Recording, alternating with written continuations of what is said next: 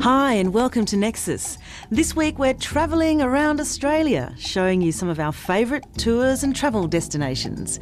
And don't forget you can log on to our website for more information on any of the stories that you see in the program.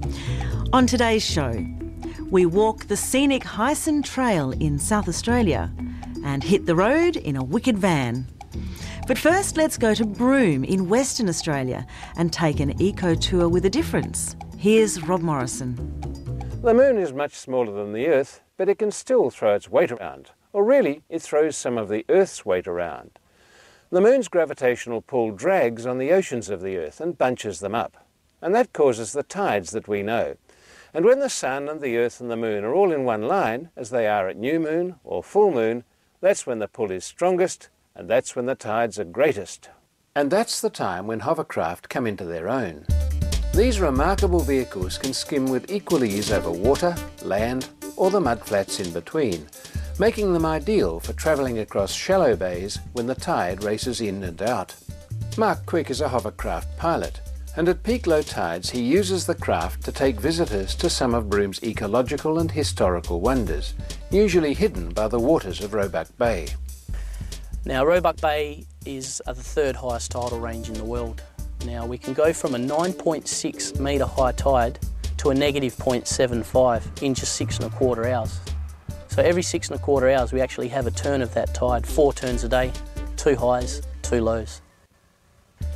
The hovercraft are so ideal for this particular tour, not only from its eco-friendliness. Out here in Roebuck Bay, with the amount of marine life that is out there, we make more of an impact just walking along the bay, leaving our footprints. With the hovercraft itself, we glide across the top of all this on a cushion of air, not even leaving any mark. Also, on the higher tides as well, when we go into the sensitive tidal creeks, we don't leave any wash or wake behind the craft itself too, so you don't get any erosion of the banks. Small seaplanes fly in and out of Broome every day, but they were once much larger than this one, and some of them never left.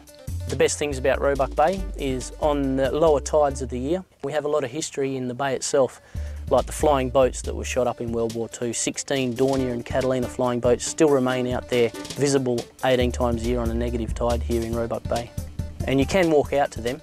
You can actually walk out around about 800 metres in amongst the Dornier and the Catalina flying boats which remain there today. 16 of them were shot up by the Japanese back on the 3rd of March 1942. One of the best specimens out there today is actually a Dornier. Remaining even today, we have the whole fuselage lying in the sand with the wing sections and the radial engines still on those wings today. Nature did do a very good job of rapidly engulfing them with marine life to help preserve them for us out there today, obviously being underwater 99% of the time. So they're pretty well preserved today. And that prolific marine life provides another fascinating chapter in the hovercraft's tour, racing across the bay to beat the incoming tide. Roebuck Bay is also one of the most biodiverse bays in the world. It's actually rated internationally. We have students from all around the world doing biological studies, and the marine life is just abundance out there in the bay. In any part of Roebuck Bay you can actually take out an inch sample in about a metre square area, coming up with no fewer than 150 specimens of life. So there really is rich pickings out there in the bay. Today, for the first time, we're actually going to take a marine biologist out with us on our tour, going out to see some of the pristine sandbars. Now, the marine biologist we're taking with us will be a real treat for the passengers as well, because she'll be able to actually identify all those different species, actually tell the people what they are. When doing this, we normally use a little plastic spoon or a fork just to slowly sieve the sand up underneath the animal so we can have a look at it. But remembering when doing this, we always put the animal straight back in the same place. But while living animals have their fascination, so do those that lived here millions of years ago, when the bay was an inland forest. Also in Roebuck Bay we have dinosaur footprints and trails of dinosaur footprints as well. Roebuck Bay today is one of the #1 sites for dinosaur footprints in the whole world, with no fewer than 15 species of dinosaur identified here in the Dampier Peninsula to date. Roebuck Bay and the Kimberley regions date back nearly 4 billion years of age.